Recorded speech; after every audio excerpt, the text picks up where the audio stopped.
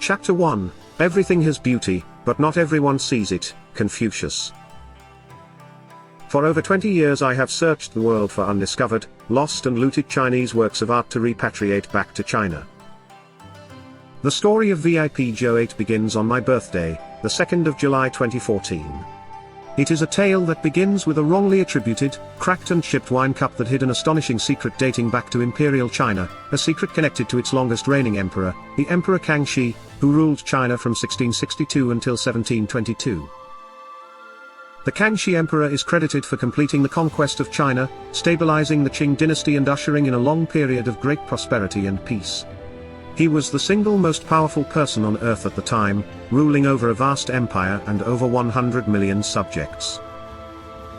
The journey of V.I.P Jiu starts in northern England, and unfolds across multiple continents, with amazing highs and life-threatening lows. It involves a series of events that have led to the rebirth of a 300-year-old Imperial Chinese liquor that hails from within the walls of the Forbidden City. On the morning of July 2, 2014, my birthday, I turned on my computer and prepared to bid for certain Chinese antiques I had viewed a few days earlier at an auction in southern England. Lot 128, take note of the number 8, had me excited as I was sure it was wrongly attributed in the auction catalogue. Despite being labelled as a tea bowl, I knew that it was a wine cup. I was prepared to bid up to several £1,000s to win it, even though the auction estimate was only £200 to £300. I had total faith in my intuition, which had rarely let me down in the past.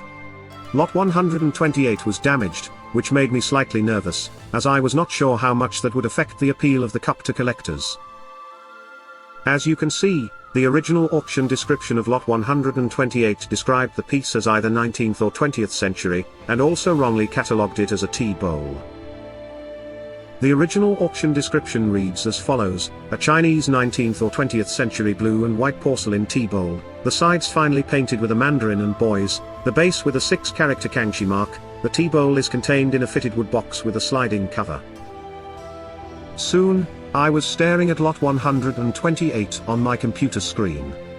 The bidding started at £200, but I waited patiently until it slowed. I actually suspected that there were no real bidders, and that the auctioneer was taking the cup up to its reserve price. The bidding stopped at just under £300, and just as the auctioneer was about to drop the hammer, I snuck in a bid of £300. Going, gone. Lot 128 was mine. I could hardly believe I had acquired the cup for such a low price. Doubts immediately crept into my mind, and I began to wonder if I was wrong in my assumptions. After all, some of the biggest Chinese antique dealers in the world had viewed the very same lot. Maybe they knew something I did not. Was Lot 128 a modern copy deliberately damaged to give a look of age, as so often happens with high-end fakes? Worries aside, I owned Lot 128 now, whether it was genuine or not. Chapter 2 to follow soon.